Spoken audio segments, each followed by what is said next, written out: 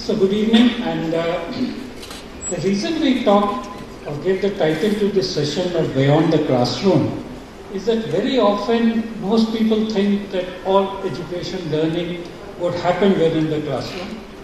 And this actually got further into our thoughts because one of the earliest education commissions by Professor D.S. Kothari had a statement saying the destiny of India is being shaped in the classrooms.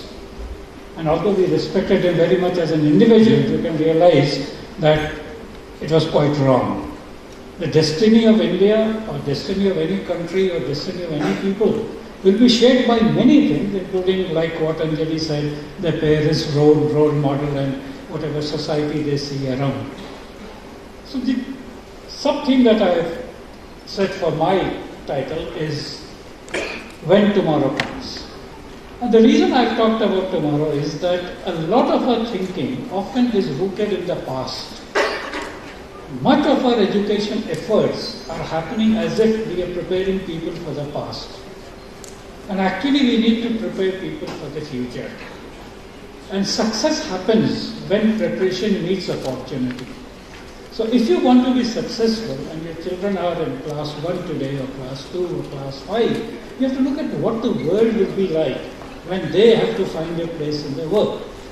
It can be a place for higher education, it can be a place for working, it can be a place for leading, and this is what I just want to draw your attention to. So the title, When Tomorrow Comes, is actually taken from, I don't know, some of you remember, when I was young, there was a very popular movie called The Yellow Rolls Royce, and it had a song called Let's Not Worry About Domani, for Domani Never Comes. And Domani in Italian is tomorrow, and the idea was let's be happy with today. There's another very popular novel by Sidney Shelton which says If Tomorrow Comes. And therefore this whole idea, and of course you want to go to classics, then of course Shakespeare has said tomorrow and tomorrow and tomorrow creeps in this petty case. So whatever, the point is that tomorrow is very important and we cannot just forget about it. What I'm just wanting to share with you around this is, in a sense, building up from what Anjali said just now, that what are the attributes of an educated person in the future? She said education and learning leads to permanent behavioral change. I think that is very important. An educated person behaves in a different way in response to something than an uneducated person would be. But what is that different behavior? Is that different behavior just a knowledge of what is in the book? I criticized the assessment system earlier, and one of the big problems with our assessment system is that the only outcome of the assessment system is that a student can say what is in the book without looking at the book. If the answers to all our problems were in the book, then life would be very different. And today, copies of books are available to everybody, so you don't have to go through school just to know what's inside the book. I think this is very, very important. There is a very famous educationist in England called Guy Claxton, and he coined the term learning power. And he said learning power is the ability to do when you have not been told what to do.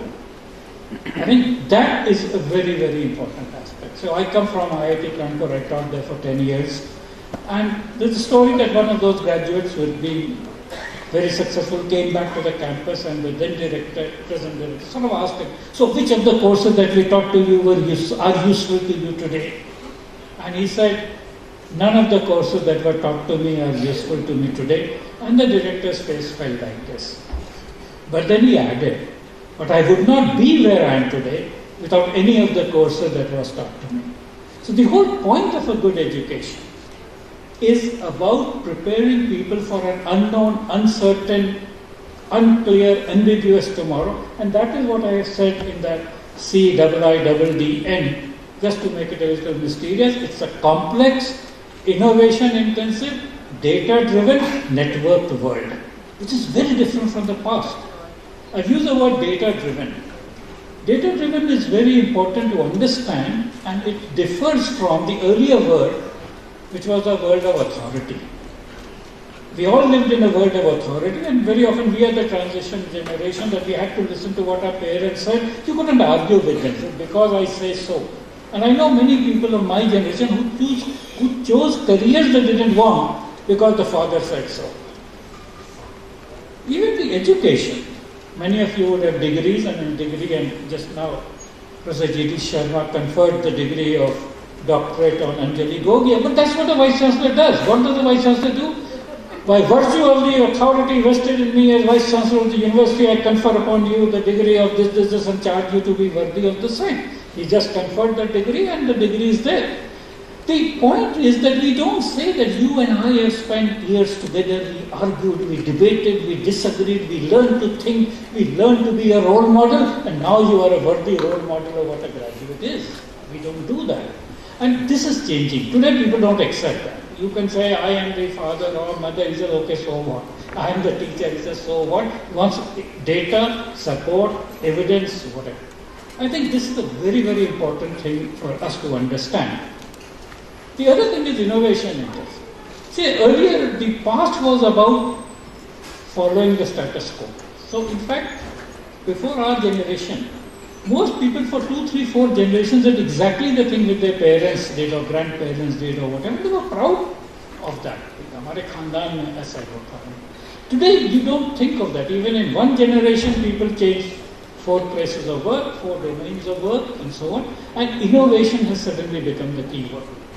So from being a follower, people want you to be a leader, and especially we expect children to be leaders. Gaynor talked in the morning about children out of class 12 who did this and so on and so forth. And I think more and more we want that kind of a thing. So children won't be following exactly what was done in the past. See, in the past life was actually quite simple. If you look at education, and we've seen the amount of things we are doing, India had a Vedic tradition. If you knew all the 4 Vedas, you were a Chaturvedi. If you knew 3 Vedas, you were a Trivedi. If you knew 2 of them, you were a Divedi. One usually didn't count, but Kiran Bedi still likes to call us Kiran Bedi, but most people ignore that. So the question now is, what happens? So once it was the Vedic knowledge, then it was something else. When there was the British rule, then knowing about English stuff mattered. Knowing Latin, Greek was very important even in the English world because they thought of that. In our generation, well, physics, chemistry, maths was very important. If you knew physics, chemistry, maths, you were brilliant, you were genius. You go to IIT, you go to IAS, you go to IFS. Everything was, even banking, who took at quantitative things and so on and so forth and so on. Physics, chemistry, maths was intelligent. And if you weren't good in it, you became a doctor or this or that and so on. In recent times, it is computing. If you know C++, Java, you are a big person, right? You become Satya Nadella, etc. The question therefore is, what will be that in the future? And I think the important point is that it won't be a specific piece of knowledge which will be the gateway to happiness, but your entire personality which will become the gateway to happiness. And this is what I just broadly want to say, that academic knowledge will be, and it will be even faster perishable. You know, everybody who knew DOS has no value, Windows, no value. You knew something else, so many languages, BASIC, Fortran, COBOL, Pascal, etc., no value. Today it is Python and Swift, which is the programming language for Apple, and creating apps, etc., etc., and so on. And as just now Kinnard said, and we'll probably talk about artificial intelligence, virtual reality, augmented reality, and so on and so forth will become the new things. So that's what I will try to take you through briefly. So what will the world look like in 2050? It's very interesting. 2050 looks far away, but all these children will actually be major players in 2050. They will, by 2020, they will actually be in college. By 2030, they will be in jobs. By 2050, they will be CEOs of companies. Are we preparing them to be the CEOs or the leaders, even political leaders, whatever? That is the question which is very important. First thing, by 2050, we will be 10 billion people on the planet. We will have 1 billion people which will be old. Today we are apologetic about being above 60 when we see so many young people, but you will find that about 10 to 15% will be an aged population.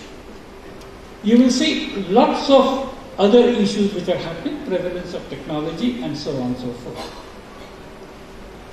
The abundance, we will move from a society of shortage to a society of abundance. A large part of our thing is shortage. We see shortage of many things, but this will move to abundance.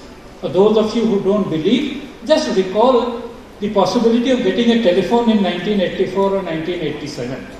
You would have to go somewhere, get an MP, get an OB number, then wait for the linesman to come as if he's doing a favor by giving you a telephone line. Today, we have to say, please switch off your phones because we are starting something. So you can see the proliferation. The same thing will happen for energy. We think energy is a big issue today and all this. There is the solar energy coming on this planet is 5,000 times more than the total energy consumption of this.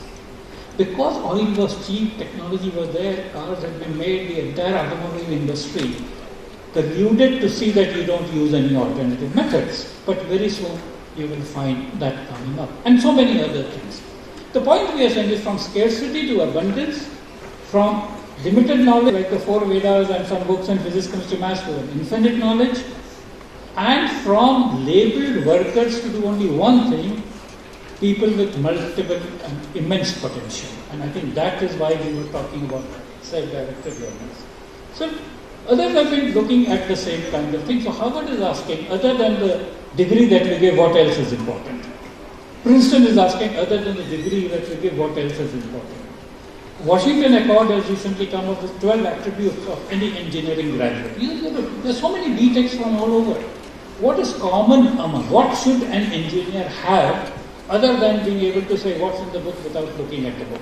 So much of academic learning is that I can say what's in the book without looking at the book, what else is there, and then I put some of my thoughts to put them together.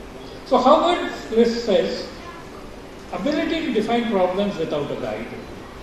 That's the first thing. So what is the problem? The second is the ability to ask hard questions which challenge prevailing assumptions. This is a very important aspect in terms, that's why I talked about innovation and so on and so forth. So can we cook without a source of fire? Now everybody who is seeing a gas, electric stove, etc. will say, how can you ever do it? But if you use a microwave oven, you know that you can cook without a source of fire. Something else happens. If you use an induction cooker, there is no flame, no source of fire, but cooking does happen. So that is the whole point. The ability to quickly assimilate and integrate data from masses of information. This is the new thing that is happening because a huge amount of data is coming up, and that is required. Ability to work in teams. And immediately after that, ability to work absolutely alone. Because you might be wanting to do something which nobody else agrees with. And therefore you have to have that ability to be alone. Ability to persuade others that your courses are right. A lot of people, young people, graduate, degree, grade, master, say, but nobody else seems to agree with me. Now obviously you've not been able to persuade people of whatever is the value of your course. And of course the ability to think heuristically, inductively, deductively accept some of these things in the earlier thing. Princeton has a similar list, but it talks more on communication. I think Harvard is one kind of thing. Princeton, there's a lot of overlap, cooperation, there is that in the, but the communication is much more important than what Harvard said. But more or less it is a similar thing. Washington Accord has now said that to come engineers come from all over, and after the WTO they can go all over, there have to be some common attributes. And it talks about engineering knowledge, and I just want to take you through a very important aspect, these ones. Ethics, individual, and suddenly ethics has become important. Previously we said, no, let's not mix up. This is the official job, this is what he has to do, what is in personal life, what is his character, we don't care. But suddenly it has become very important. And why it became important? Because we began with Harvard. See, once Harvard was compiling a directory of its alumni, and it took, 25 years ago or 30 years ago, it's not to everybody, send your address and details.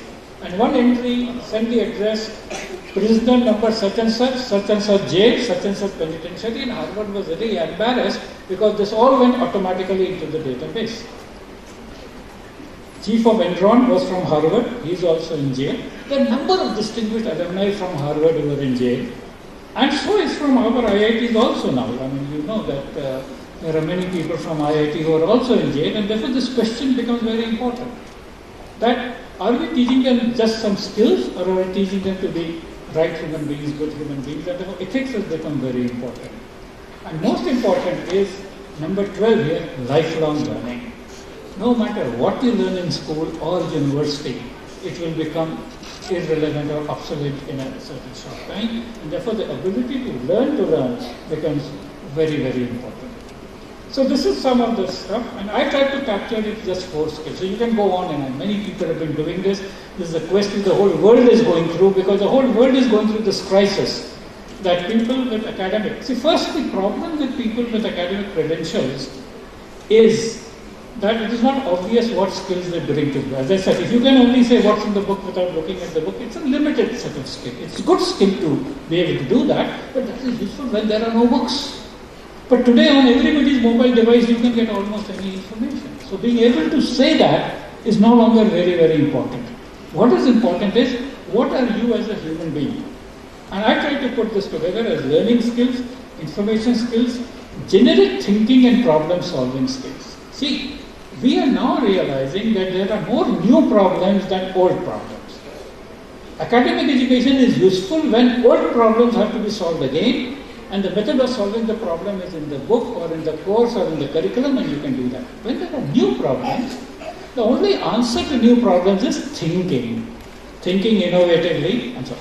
And we are not saying that in 2015. There's a very famous philosopher called Voltaire, who said there is no problem which can sustain the assault, which can withstand the assault or sustain the thinking. Therefore, the new forms of thinking are becoming very, very important. And of course, the second strand, character. This has become something which people are now recognizing. So learning skills, first you read to learn. First you learn to read, then you read to learn. Becoming a self-learner, asking the right question. This, I think, is a very, very important thing. It has been said by more than one person. The key to being a successful problem solver is to be able to ask good questions. And one of the most famous stories in this regard is the story of Rabi, who won the Nobel Prize in physics. And when he got the Nobel Prize, he was asked, so what made you a scientist? And unlike what we as educators might like to expect, that it was my laboratory, my science teacher, etc., he said, my mother made me a scientist. He says, how on earth could your mother make you a scientist? Was your mother also a scientist? Like, Manjul Bharga's mother was a mathematician. He says, no, my mother was not a scientist, she was a housewife. But every day I came back from school, while all of the children were asked by their mothers, what did you learn today? My mother always asked, did you ask a good question today? And I think this was the thing which Pooja said, that between a bright child and a gifted child was that a bright child can answer the questions, but a gifted child asks more questions. He can answer the questions, but there are more questions cropping up in their mind. And then, of course, how to learn anything. Information skills have become very important because we are in an information age. Cognitive part. So this is today the core thing. If you look at what I said earlier was memory and physics, chemistry, maths, today this set of skills, which is creative thinking, critical thinking, competitive thinking, design thinking, and strategic thinking, is the set of skills that will make a person successful. If you want to be a Satya Nadella of the future, if you want to be a Bill Gates of the future, if you want to be a Steve Jobs of the future, it is a combination of these things. And they are not isolated, separate things. Actually, if you look at the first two, creative and critical thinking go together. You first, creatively thinking, you get some new idea. And critical thinking, you demolish the idea. And by creative and critical thinking, you will get new ideas which are sustainable, new innovation which will fly, and so on and so forth. Same thing with design and strategy, and so on and so forth. So this becomes the core, and that's why first the debate is, can such things be taught, or are they naturally gifted? And most educators like to believe that everything can exist in some people as natural gifts, but to others it can be taught. And this is something which we are looking at. The second strand, of course, is character, motivation, optimism. Anjali talked about hope, and that is very important. Optimism is very important. And I especially like he said, hope when things are absolutely hopeless. So that is another very, very interesting thing, that you keep this, and this is a very, very what it is coming to is that subjects, etc., and knowledge of academic stuff or just repeating information which in the book without looking at the book is of limited value. And the last one here is gratitude is also very important. And I think somebody showed that slide. I think Pooja showed that slide about Isaac Newton, where he says that I do not know what I may appear to the world, but to myself I'm like a child on the seashore, looking now for a smoother pebble or a prettier shell, while the whole ocean of trickery and discovery. But he also said, if I have seen further, it is because I stood on the shoulder of giants. That is gratitude. You don't say I am the biggest genius in the world. He says so many other people were there and I stood on their shoulders and therefore I was able to see more. In Malcolm Gladwell Outlier, he says that. He talks about some very good people, including Bill Gates. He says Bill Gates could not have been Bill Gates if Intel had not made the chip. If there was no chip to make computers, software alone would not work. So we are in a very interconnected world. Any of these new successes that you see, and Kinner showed you many examples of things like Uber and Facebook and so on, this is because others have been doing a lot of stuff, and therefore you are able to do that. Then analytics is a very important thing. We can do more and more. And facial recognition, I said in the morning, and this is another very interesting thing that is happening. Because all devices are cameras, you can look into the cameras, capture the image, and then move on. So the key message that I'm trying to say is that you do what's being done as formal curriculum. I'm not fighting with that. But what I'm saying is that while formal curriculum designers are trying to do the best they can, and let's wish them best, there's a gap between what they do and the gap between what the world wants. This gap is what you have to take charge of. In fact, many of you must have seen that Nitin Gadkari's quotation to the farmers. He tells the farmers, don't depend upon God or government, take charge of your lives. I want to say that for education. Don't depend only on the God or government, take charge of your life. Whatever they're doing is good. Take what they give with gratitude, but say there is a lot more things which we have to do on our own. Like Anjali said, we have to be a role model. Like Pooja and Shivani said, you have to take an active role in personalizing the learning experience as a parent.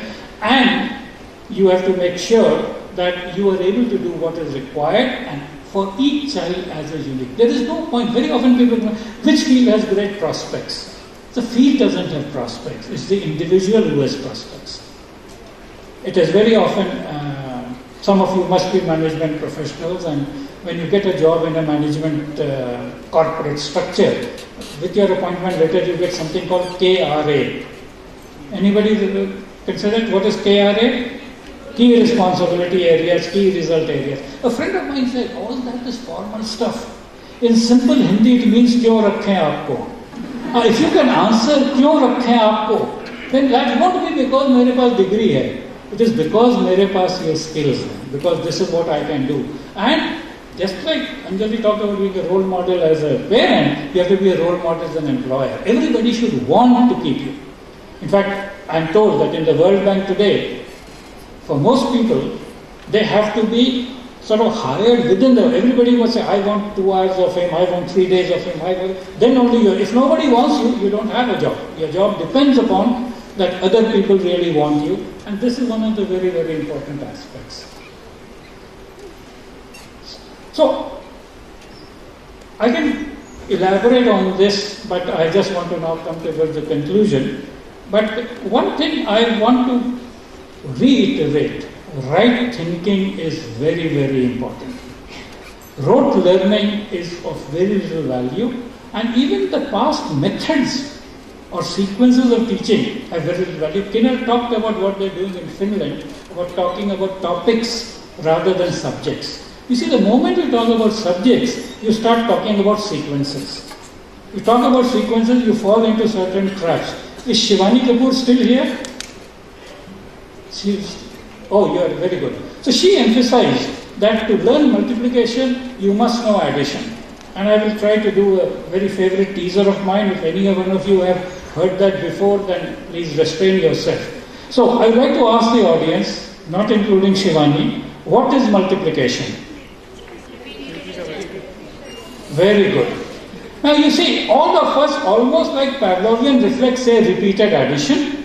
And it looks very nice because 3 into 2 is 3 plus 3 or 2 plus 2 plus 2, it is commutative and you are very happy. And that is why Shivani said you need to know addition before you can do multiplication. Without changing the rule, what is half into half? What is half into half? Quarter. So what did you add? To get half into half, what did you add? Therefore, addition is not a necessary thing for multiplication. Right? You agree with that? You didn't add anything. The point is, and I am delighted to say this because she is an exceptional performer in IIT, that because at the elementary level we have such fallacious reasoning inbuilt into us that all IIT, all Stanford, or IIM Calcutta cannot undo or correct that. Okay? So the point is, we need to have a very serious way of learning. The lazy way of learning, of repeating and saying what's in the book, will not be adequate for the future. And the more we get into our misconceptions, the better it will be. I belong to the age where rote learning was important. I say this very often. I can still tell you that pi is 3.14159265359, log pi is 0.4972, square root 2 is 1.414, square root 3 is 1.732, and equations and formulas for hours. But what is the big deal? By the time I say pi is 3.14, Sanjay will look and get it to 33 different places. Now it is okay. So you know it up to 10 places, I know up to 33 places. But after that, both of us are at the same level. There is nothing else we are going to do with it. So the point is, what do you do with the knowledge that you have? How do you use it for the good of mankind? And when I say good of mankind, I am not saying being Mother Teresa. If you will do something for good of mankind, mankind will pay you money for it, and then you will become Steve Jobs or Bill Gates or whatever, because we don't pay money to Steve Jobs out of love for him. We pay because he's made something which we find very useful. So if you create things which people find useful, and for that the college degree is not necessarily required. Kinner talked about one person, I'm not talking about him here but in another one. Have you ever, we showed that Ocular Rift. Ocular Rift was made by a 19-year-old kid in California from stuff which was available in the garage and so on. He's got millions of dollars of investment and it will be a game changer. You just notice in the next 4 to 5 years, it will change defense, it will change medicine, it will change oceanography, it will change oil exploration, because the entire scenario building, the kind which Kenner showed will happen. So very quickly to conclude, all of us like horoscopes. So I created something, it is half fun, half serious, something called the Learn Scope, which is like a horoscope of yourself. How many of you know the horoscope? You know the horoscope? 12 signs of the zodiac. Pehla love में, दूसरा second house, 7th, 8th, 9th, 12th is for wealth, right? So this is what I have created. So this is the one. So the element, see, the love is the element and passion. Now, Ken Robinson is a very interesting educationist. He has said your element is where your aptitude meets passion. I think again it was Pooja who gave the example of that musician who was passionate about music but an aptitude for music, did not like the music classes. That is your element, and if you know astrology, that is your Lagna also. Lagna says what you essentially are. The second house is about creativity and innovation.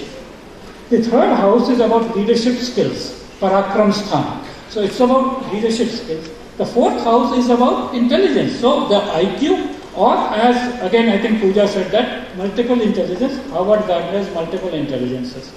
Then you have English language skills, because let's be pragmatic. If your English isn't good, your role in the world is extremely limited. But I put communication skills as a separate thing. So there are non-verbal skills, body language, persuasion, etc. Then you have character, which is very important. So if you look at the Lagna in the 7th house, Lagna is your element and passion, musician, whatever, and the next important is character. Then emotional quotient, again Anjali referred to that. Academic and professional qualifications is the 9th house. And this is very interesting because it is but one of 12 things. And even in the Washington Accord, it is one of 12 things, academic qualifications that you have. Learning to learn is a very important thing. It is actually the 10th house, which is the Karma Sthan and so on. Abstract and computational thinking is actually the new way. And actually, this is the Ayasthan in the astrological thing. And the reason I am talking about all new money will come from abstract ideas of what can be done, how you solve the world's problem, and of course, why people work. And of course, financial acumen becomes very important, because if you can have all the money in the world, if you don't have the financial acumen for it, then it is of course very little use. So what we are suggesting is that, see, unlike the Lagna, which is the birth chart, the horoscope is created at birth and remains fixed. We think, no, this is a chart which will change. So you can have a color code. You take any house, if it is fully developed, you have green there. If it is good but further enhancement will give better rewards, you put blue, it is like wearing pukhraj or moti or something. If it is above average, you put yellow. If it is not acceptable, you put orange. And if it is woefully lacking, you put red. And when you start doing this becomes a practical method of seeing where you are and what you will go. A very important thing to remember is that schooling is not a stage for preparing to be an adult. It is a complete life in itself. Every child at every moment is leading a full life. If you want to look at preparing for this, then it is changed from a 3-year-old or 5-year-old to an 18-year-old, and therefore, even annual reviews like this, like in corporates, you do an executive health checkup every year to see how your kidneys, heart, liver, etc. are functioning. It is good to do such reviews every year or 6 months or whatever to see that your child is having a well-rounded development or whatever. So we'll stop here, and I hope you found this useful, and all the best to all your children for the future.